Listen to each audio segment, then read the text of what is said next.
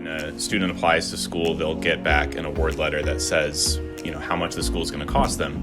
And that letter is more opaque than it might seem. It's a little harder to understand what the cost actually is. A school might represent something as free money when in reality it's a loan, or it's something they have to apply for separately.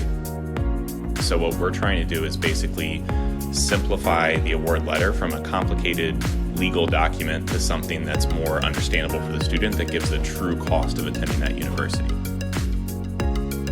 DecidED automatically translates exact costs and aid amounts within a student's financial aid letter in seconds.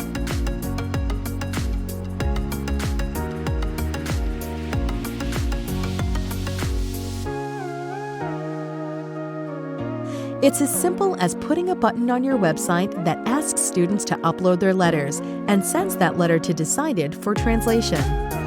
Or you can directly upload one or more letters to DecidED and download all the financial aid details you see on the letter, categorized by type and source of aid. DecidED's API can translate and categorize a collection of hundreds or even thousands of letters within minutes. Using DecidED saves hundreds of hours of administrative tasks like data entry, collection, and analysis, streamlining organizations' abilities to access and act on financial aid insights.